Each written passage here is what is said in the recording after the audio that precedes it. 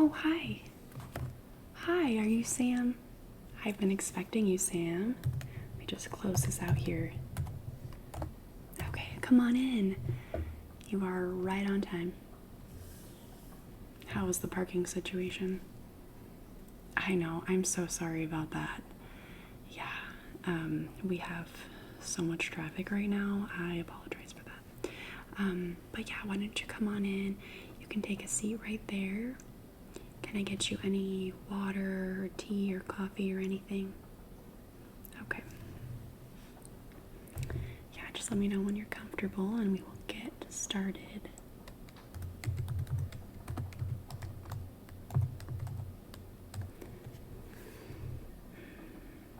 Alright, are you ready? Okay. So, you heard about me on Google or from friends? Okay. You've had friends come to me. Well, I'm glad you're here. Do you know anything about myofunctional therapy? Not very much. Okay. What made you want to come in and see me? Okay, so you do feel like you're mouth breathing a little bit. Okay, I'm gonna definitely write that down. That's one of the biggest things that people deal with, and they come to me to help combat it. So yeah, so essentially what we're going to be working on are the retraining of the muscles of the face and the mouth and the throat so that you can get better tongue posture. Your tongue's going to be able to stay up where it belongs, and when you sleep it's not going to fall back into the back of your throat, which causes snoring. That is one of the main reasons we snore. There's a snoring epidemic for a lot of reasons, and a lot of the times it gets fixed with a CPAP machine, but sometimes you honestly can just have myofunctional therapy to retrain everything and you're good to go. So I have just a series of questions for you that we're going to get into, and then once we work on all of these, I'll take you to my exam chair and we'll do some mouth measurements, and we'll just kind of see how the mouth breathing is affecting you.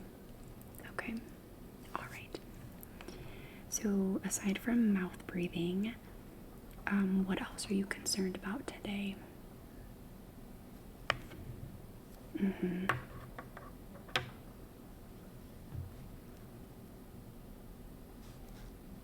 Okay, so pretty much just the mouth breathing, snoring, and you do not want a CPAP, correct? That is off the table for you.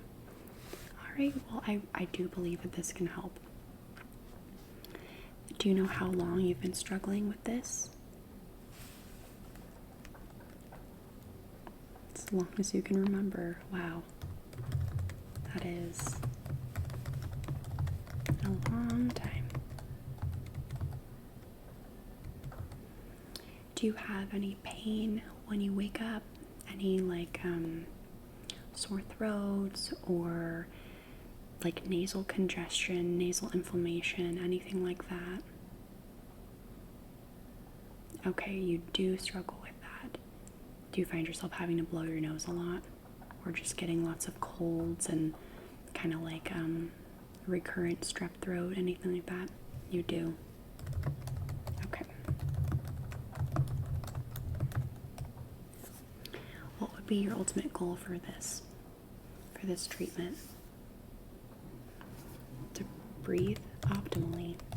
That's a great goal.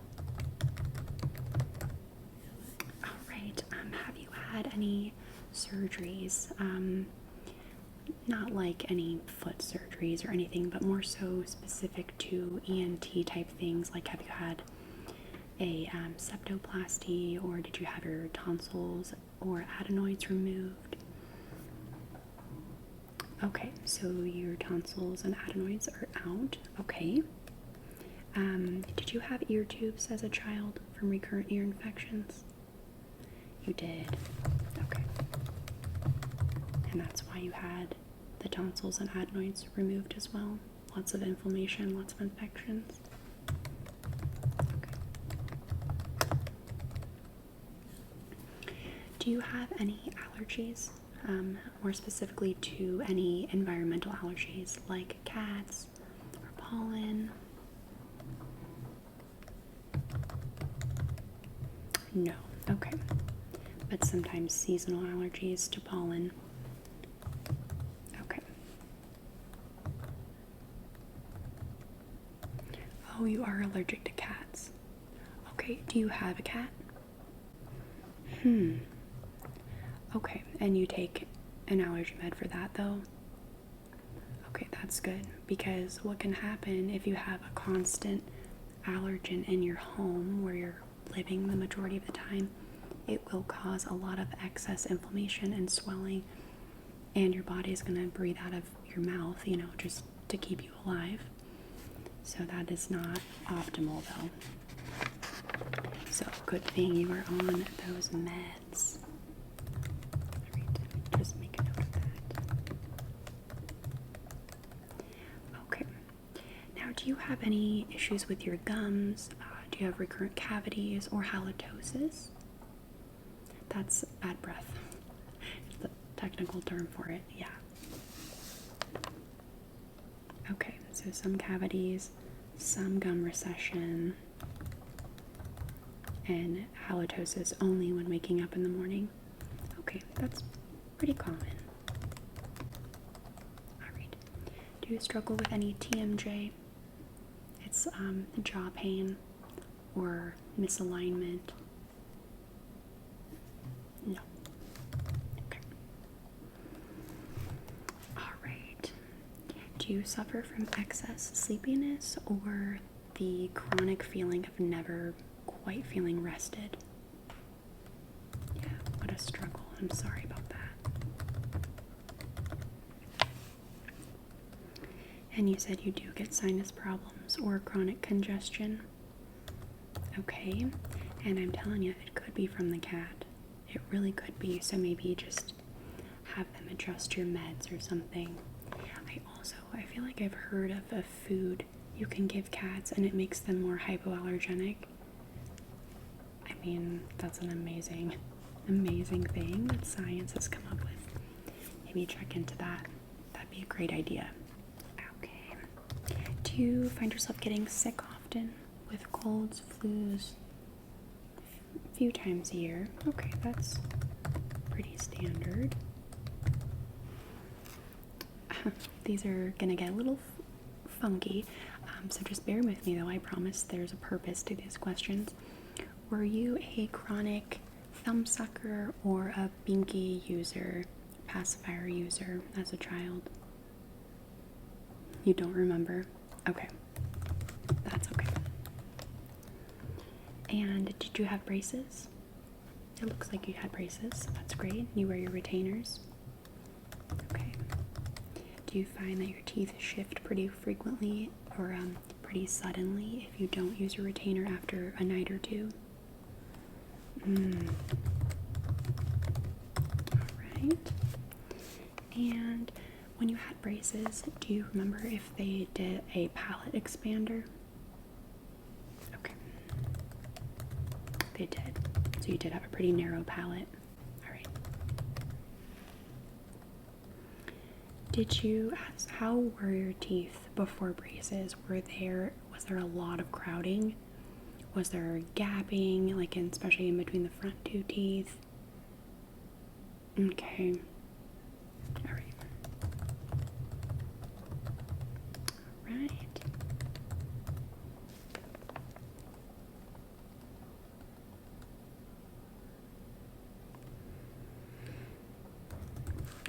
Alright. And do you recall ever having a frenectomy or having a lip tie released? And so the frenectomy is like a tongue tie underneath your tongue. There's tissue there that can be really tough, and you can get it lasered off. You did not have that? Okay. What about a lip tie? Are you familiar with that?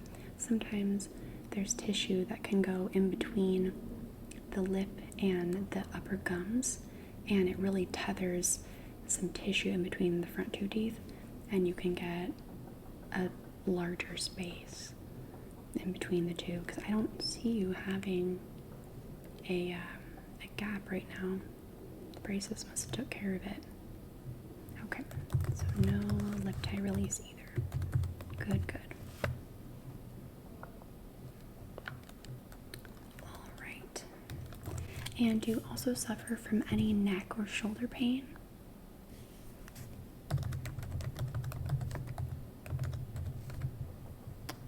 Do you know if that's related to your profession? What do you do for work? Construction. Okay, that's definitely hard on neck and shoulders, but there could be excess strain because of everything going on in the myofunctional department. So, all right. Well, I think I did a pretty thorough assessment so far. We're going to get you over to my exam chair and we'll take some measurements. Okay, let's head on over. All right. Awesome. All right, Sam, are you comfortable? I've got a blanket. I also have this pillow. If we can, okay, I'll just put that right behind you. Fluff it up a little bit and then get this blanket on you. Okay, are you good? Okay. Alright, so go ahead and sit up really straight. And I want to see where your tongue rests in a resting position. Is it touching your teeth? Okay, so there's this little pad of tissue right behind your front teeth. You're going to want to set your tongue behind that. Way behind it, just like that. So you're going to set it kind of where the palate of your mouth starts to go upwards. That's where you want your tongue to sit all the time.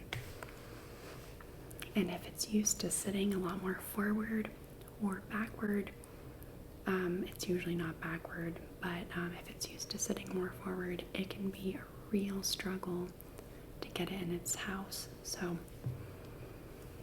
just go ahead and give that a try. I also have a measurement little paper here, and I'm going to go ahead and have you open your mouth in a little bit, and we're going to measure how wide your palate is. We're going to measure the distance from your nose to your chin. If your chin is a little bit more farther back, so there's more of an angle going this way, that means that you are definitely mouth breathing. And it means that when you're laying down at night, your mouth is wide open, your tongue is far back, so your chin is just getting more recessed backward. And we'll figure that out here shortly. Okay. So go ahead and open up big and say ah, ah, ah for me. Alright, so there's a little bit of tonsil inflammation. Could be from the cat, could be from the mouth breathing. So that all checks out. Just gonna go ahead and jot that down. Alright, so go ahead and open up for me. We're gonna get this measurement in. Alright, so your mouth is a little bit more narrow than it should be. These based on these measurements. And then go ahead and turn to the side for me. And okay, so your chin is not recessed as far as I thought it would be, so that's great. That is good news. Now is your tongue resting where it should be? Right in its house? And you can make what I was taught is you place the tongue there and then you make two caves. So the tissue in the middle separates both sides of the tongue and it makes two caves. That's an easy way to remember it. Alright.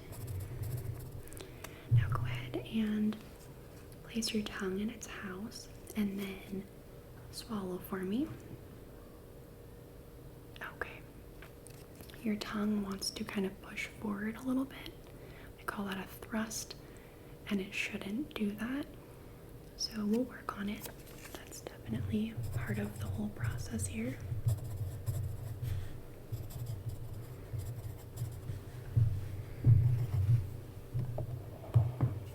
Alright. Another measurement that we're going to do is the distance between your top teeth and your bottom teeth. So if there's a lot of space, like right there, that's going to also indicate that your jaw is going backwards at nighttime. So just go ahead and bite down for me.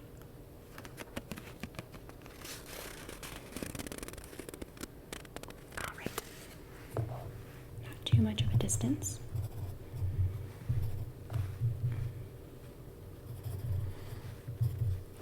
Okay.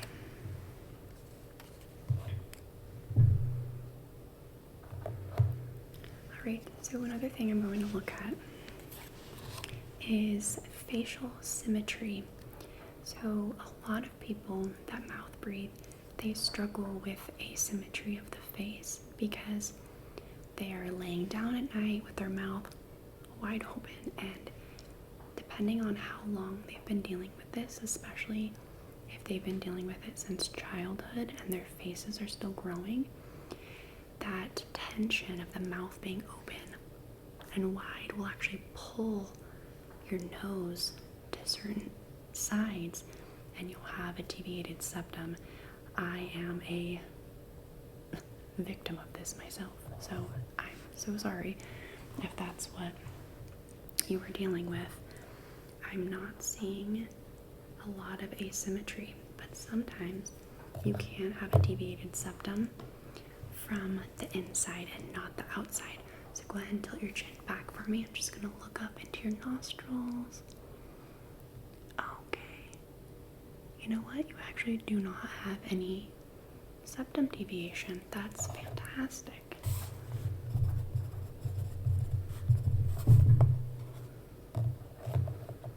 Okay, can I take a peek at your gums and your teeth? Alright, those look just like how we discussed in the initial exam questions. Perfect. Alright, Sam. So, based on all of these measurements that I've taken, it's looking like we're going to create a treatment plan in 3 different phases. It should be a 12-month program. Now, I can't promise immediate results. We might have to go longer than that, but with a few different pieces of equipment that I love and I've found great results with, I think we can get started, and that way you can get to breathing better and sleeping better. When you're breathing better, you can actually sleep and rest and restore at nighttime. There's nothing worse than sleep apnea because your tongue is choking you at night. We don't want that. We are going to get rid of it. And I'm so sorry about these flies in here. It's just that season, so if you hear them buzzing around, or if you feel them buzzing around, I'm very sorry. So one of the main appliances that's super helpful during the day and at night is called a myo brace. You're going to put that in your mouth, and it's going to kind of look like a mouth guard, like a sports mouth guard. There's a little tab in there that keeps your tongue where it's supposed to be, and it also pushes your lips out pretty far so that you have to force your lips down, and it trains your lips to stay closed. So when you actually take it out, your lips are going to stay closed a lot easier. That's another thing that we're going to work on is lip strength, because if you don't have a good seal on your lips, then you're going to mouth breathe. So we'll work on lip strength.